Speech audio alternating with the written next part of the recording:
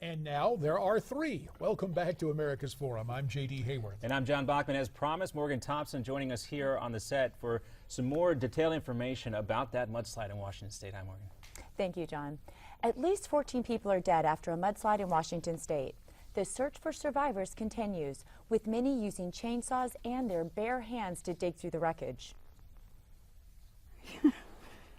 I can't. It's just gone. Authorities say more than 100 people are still missing after the disaster that took place northeast of Seattle. We have a Saturday morning event. There were contractors coming in, people to come and work in yards, work in their homes. People were driving on 5:30, so it hit at probably just the wrong time. 30 homes were destroyed under trees, rocks, and debris that flooded through the rural community. Washington Governor Jay Inslee said the scene is a square mile of total devastation. Authorities believe the mudslide was caused by unstable ground from recent rainfall. All right, Morgan, thanks for that update. Now, you know, we've heard reports that this mud might be 15, 20 feet deep in some spaces. We've heard this ominous warning now that, you know, the death toll is expected to rise. So this is really more of a recovery mission at this point than a search and rescue hoping to find living souls in that debris.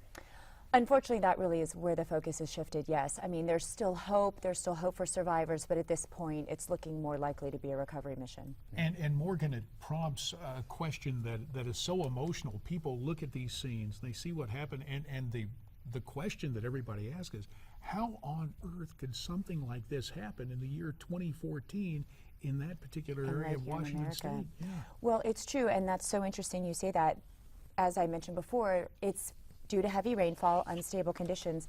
But the interesting thing is, back in 1999, geomorphologist Daniel J. Miller warned the Army Corps of Engineers about the likelihood of something like this happening. So we've known for a while that this was a possibility. And I guess the Seattle Times led with that story this morning.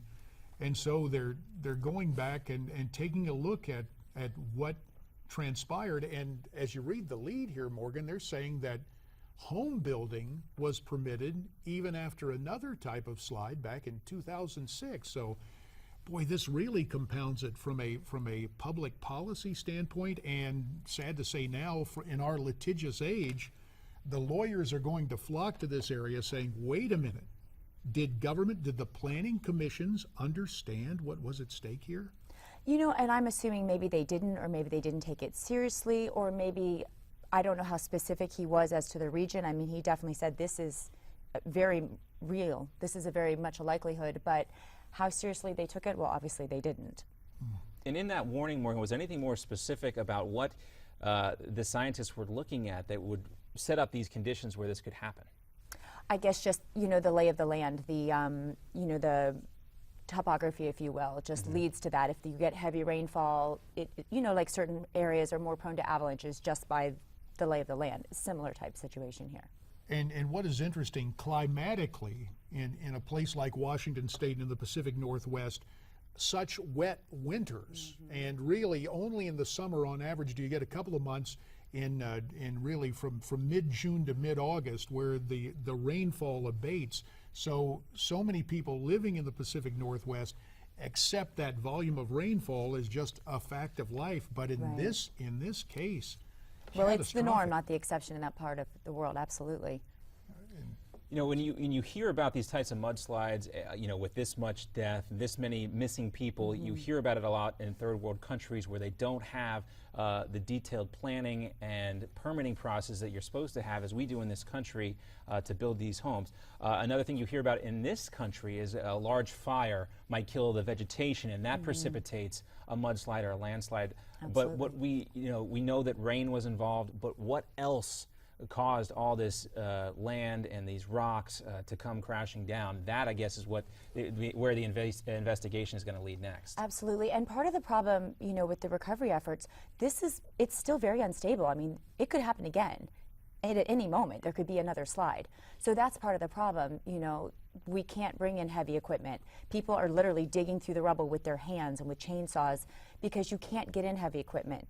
You know, the roads are blocked, the river is blocked, so it's rising now. There's flooding involved. I mean, this is just getting worse. Yeah, and we talked about, JD, in the break about why the story took a little bit longer to develop. It happened over the weekend in a remote part of Washington State. Difficult for news crews from Seattle or from Tacoma or from the other large cities in Washington State to get to this area, but now they're starting to show up. We're getting more information about the investigation, and the story, as you mentioned, Morgan, seems to get worse by the minute, really. It does, and one of the things we all should mention is, I heard you guys mention earlier the number 176 reported missing, and that is the number they're using.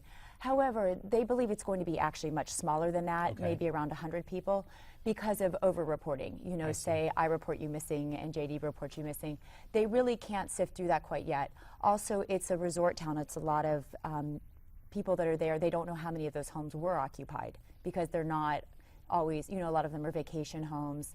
Also, there are workers there. So they're really not sure how many people were in the homes and also on the road. Well, if there is one optimistic aspect, it is that this number is a gross exaggeration. Morgan, we were talking about this a little bit yesterday, and you talk about the conditions right now. John, you may remember as you were offering an account yesterday, some of the rescue workers, some of the searchers, because of the quicksand. Oh, it was yeah, like a that's quicksand. right. You had people sinking. Some of the rescuers were themselves rescued. rescued. They were almost up to their necks. I believe you said they were up to their armpits in that kind of sludge. And again, we see pictures from the Associated Press, a variety of still photographs coming in from that area. It's true, some of the first responders had to then be rescued themselves. But also, FEMA is sending in search and rescue experts that are very well trained in urban search and rescue. So that'll help. And the National Guard is also sending in around 50 people, I've heard. Yeah, so as we talked about, this is going to continue to develop. There'll be more assets sent there to the scene, and of course the weather has to cooperate with everything. Much more to come, and we hope, again, that number of the missing at 176 right now officially does come back, thanks to the over-reporting of missing people at this time. 14 people have been confirmed dead at this point, and the search and rescue and recovery operation continues, again, weather permitting. Morgan Thompson, thanks so much for your insight and looking into some of those sub-stories that go along with this. Just such a horrible situation, and our thoughts and prayers are with the family and friends, of course. Very much appreciated, Morgan. We know you'll be back with another story a bit later in our program, and we appreciated hearing from you. And now we want to hear from you at home. Participate in our discussion. Tweet us your comments at Newsmax, #America's Forum, or you can go to Facebook. Facebook.com/Newsmax, and there's the old reliable email. Our address, connect@newsmaxtv.com.